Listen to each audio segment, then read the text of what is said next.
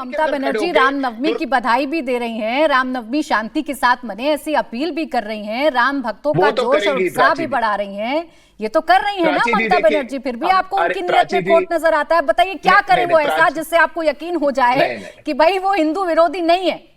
नहीं प्राची जी, देखिए पहली बात तो सर्टिफिकेशन की बात नहीं, अभी तो वो ऐसा करेंगी। हमने तो चुनाव से पहले राहुल गांधी को जनेऊ पहन करके मंदिर जाते हुए देख लिया। ये तो फिर भी ममता बनर्जी हैं, उनसे ज्यादा धरातल की नेता है, उनसे पहले से राजनीति कर रही है।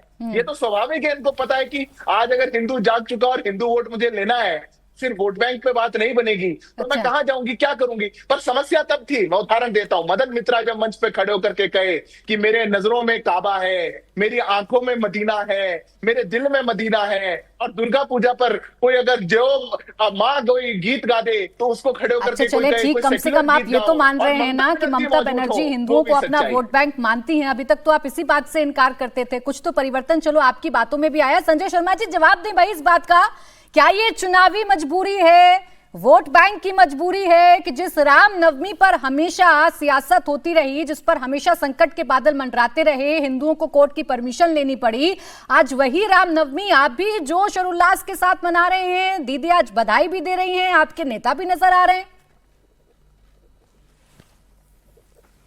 प्राची जी, मैं स्पष्ट रूप से कह दूं, आज सबसे पहले आप सबको रामनवमी की बधाई दे दूं।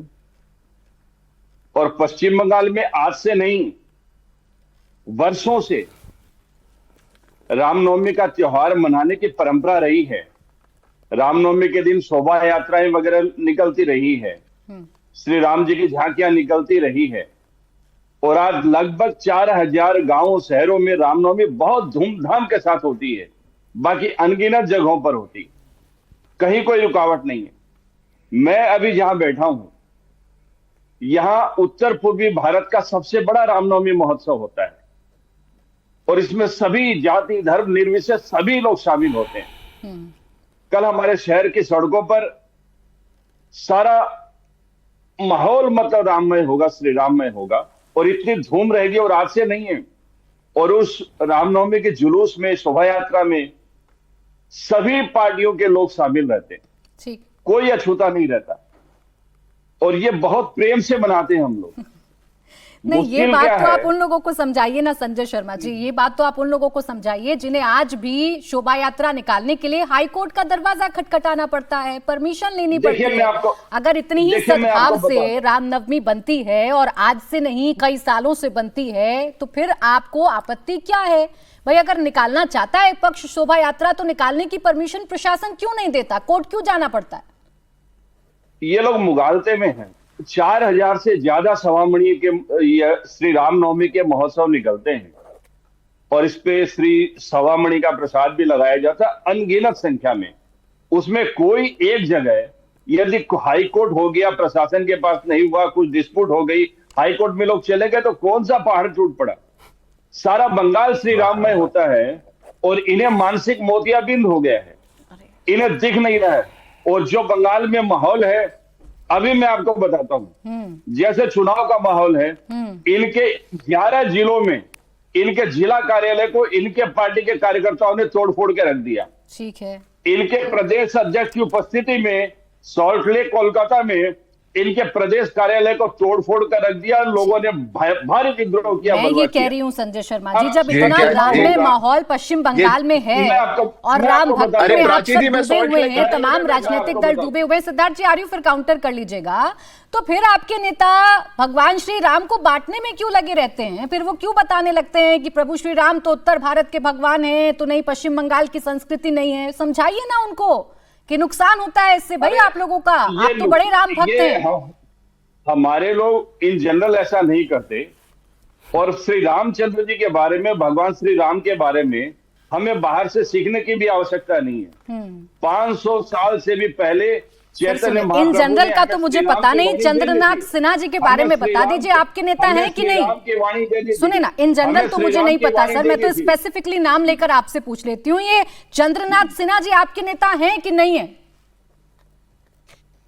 अब चंद्रनाथ सिंह जी ने कब कहां क्या कह दिया, चंद्रनाथ सिंह जी कितने बड़े नेता है, क्या है, ये हम सभी लोग जानते हैं। नहीं आपकी पार्टी के नेता, उन्होंने क्या, सर पूर्व मंत्री हैं, किस कॉन्टेक्स्ट में क्या बोला, उन्होंने किस कॉन्टेक्स्ट में क्या बोला होगा, अरे सर, क्या मायने रखता अब यही तो दिक्कत है ना, पूरे पश्चिम बंगाल की खबर रखते हैं, भारतीय जनता पार्टी की खबर रखते हैं, उनके कार्यालयों की खबर रखते हैं संजय जी, लेकिन अपने नेता की खबर नहीं रखते। अगर आपको नहीं पता मैं बता देती हूँ, उन्होंने अभी 2 दिन पहले बयान दिया है, सुन लीजिए, चुनाव प्रचार कर रहे हैं वो। अगर वो इतने बड़े नेता नहीं है तो चुनाव प्रचार मत करवाइए, आप ही का नुकसान कर रहे हैं। अभी कहा, सुन लीजिए संजय जी, 1 मिनट सुन लीजिए, अभी उन्होंने कहा, 2 दिन पहले उन्होंने कहा कि राम उत्तर भारत के देवता हैं, जबकि बंगाल में हम मां काली के भक्त हैं। तो भगवान को तो आप बांट रहे हैं संजय जी। मुझे 10 सेकंड के लिए जवाब देने दीजिए। उन्होंने उत्तर भारत के देवता कह दिया, उनमें सुधार की आवश्यकता है और मैं इस बात को स्वीकार करता हूं। 1 नंबर 2, उत्तर भारत में ही यूपी के नेता नरेश अग्रवाल देश की संसद में बैठकर क्या कहा था उसको याद कर लीजिए, किसमें कौन बसे, किसमें कौन चले, इस बात का जवाब ले लेती हूँ। भाई उन्होंने तो अपनी भूल स्वीकार कर ली सिद्धार्थ यादव जी, और कितना बदलाव चाहते हैं आप भाई।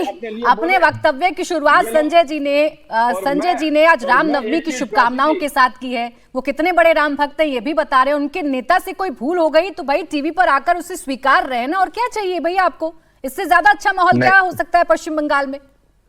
ये तो प्राची जी बहुत अच्छी बात हो गई है। हम अपेक्षाएं इतनी कम कर लें कि पूरी सरकार आए, हिंदुओं को गाली दे, रोज हिंदुओं के खिलाफ बोले, फिर कोई एक प्रवक्ता को टीवी पे बैठाए। ये प्राची जी ये क्या तरीका हुआ? संजय जी चुप हो जाइए, सुन लिया आपकी बात, 5 मिनट बोल रहे थे, चुप हो जाइए। मैं बोलूंगा उसके बाद बोल लीजिएगा। प्राची जी इनको 2 मिनट और बुलवा लीजिए, आप इन्हीं को बुलवा लीजिए। संजय जी बोलते रहिए, देखिए लगातार बोलो आप।